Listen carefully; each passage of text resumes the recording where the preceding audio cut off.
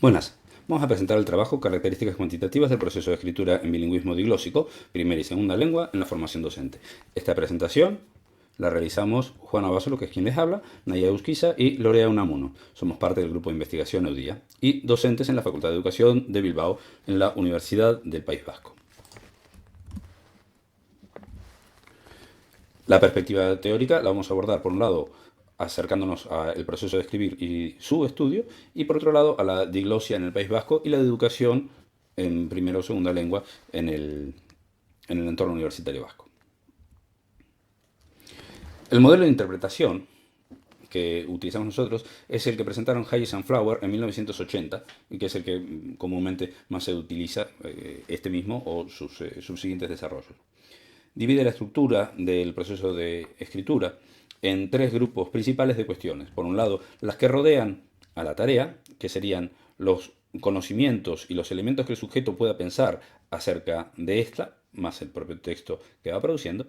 Por otro lado, la memoria a largo plazo, en el que se incluyen los conocimientos acerca tanto del tema como de la audiencia, como del tipo de texto que tiene que generar.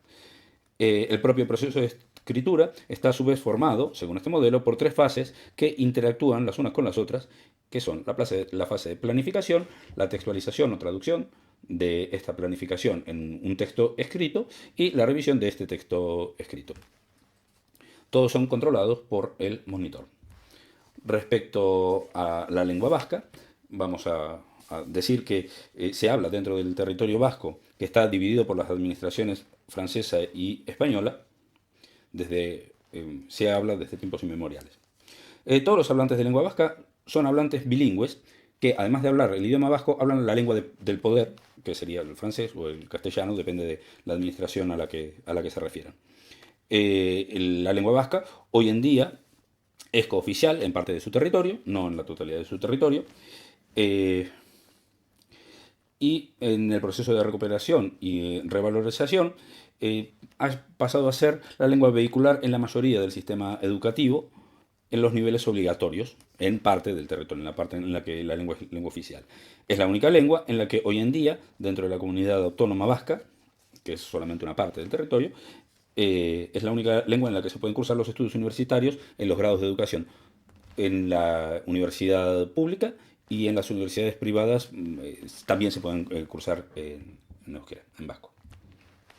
Con respecto al método, nos vamos a centrar en tres perspectivas. Por un lado, el keylogging como una fuente de información veraz y útil acerca del proceso de escritura.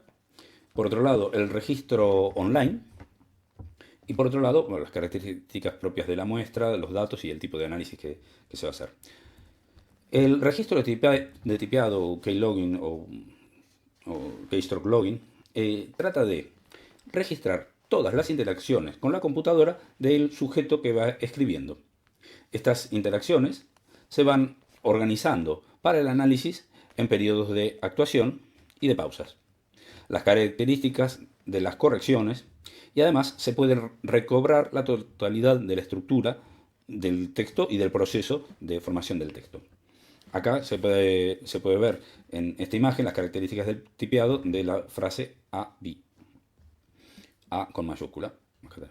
Y se puede intuir la estructura de los datos que se pueden recoger con este sistema. Se comenzó a utilizar en 1992 en la Universidad de Umea, en Suecia, con el programa Traceit, hoy en día descontinuado, y hoy en día en la Universidad de Amberes se sigue desarrollando InputLog, y está ampliamente utilizado. Proporcionan una información muy rica, sin lugar a dudas, pero tienen dos contras, la una que viene de la otra. La primera es temas de seguridad informática, ya que registra toda la interacción, forma parte del grupo de programas que se consideran peligrosos a la hora de ser instalados, lo que nos lleva a que tenga que ser utilizado necesariamente en entornos de laboratorio, entornos no naturales de producción de texto. Nosotros, buscando una visión de entorno más natural, proponemos el uso del programa Etherpad. Etherpad es software libre y de código abierto para la escritura online. Fue presentado en el año 2008, lo compró Google en ese mismo año y en base a Etherpad desarrolló Google Docs, o hoy en día el editor de texto de Google Drive. Hay miles de instancias que se pueden usar gratuitamente, entre otras el de Wikimedia, el de Mozilla y otros más. Es software libre, lo que significa que se puede acceder al código para interpretarlo y modificarlo de acuerdo a las propias necesidades. Permite, entre otras cosas, bajar un archivo con el registro de todo el proceso, y ese archivo es analizable y se puede, y además está documentado cómo se desarrolla. Todo esto nos lleva a intentar analizar este propio archivo. Para eso, en el grupo de investigación desarrollamos, utilizando el lenguaje estadístico R, desarrollamos IDAT, que lo que busca hacer es analizar el proceso de escritura del texto recobrado desde Etherpad. Podemos recobrar la cantidad de tipeado, la cantidad de borrado, cada uno en qué momento se hizo, cuál es el largo total del texto en cada uno de los momentos, cuáles son las características temporales de este tipo de acciones. En esta imagen se puede ver el proceso de escritura de un texto realizado por una alumna contestando 10 ítems en una prueba que tenía que hacer para aprobar una materia. Se muestra el total del tipeado al final del proceso y durante todo el proceso, el largo del texto al final del proceso y durante todo el proceso, y también los momentos de reflexión más largos de 3 segundos, pues si no se considera que puede ser una corrección propia de error del tipeo, y menores a 55 segundos. Se pretendía un minuto, pero ninguno llegó a un minuto.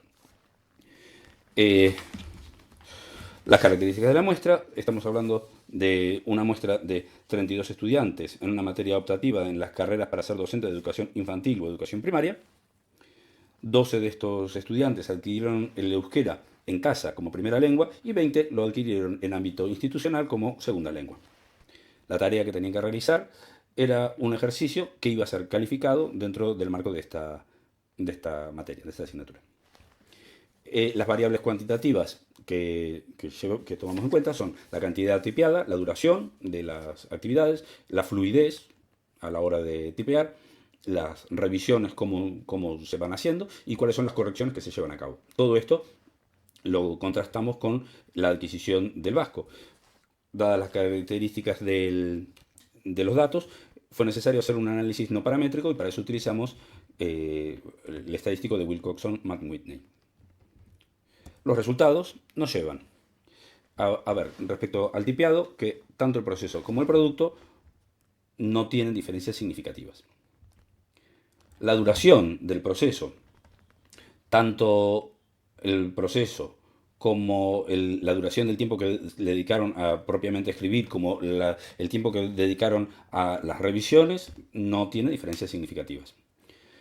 La fluidez que pone los datos anteriores en relación sí muestra diferencias significativas. Las diferencias, aunque son significativas, podemos decir que no son relevantes, ya que el total de diferencias son bastante bajas, pero sí se puede ver que escriben más o menos un poco más rápido los que tienen el euskera como primera lengua. Con respecto a las revisiones, se ven solamente diferencias significativas respecto a la desviación típica de la duración de estas revisiones, en las que aparentemente son más consistentes los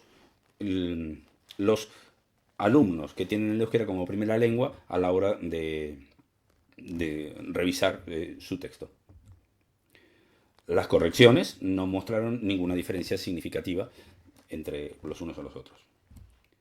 Conclusiones y futuros trabajos.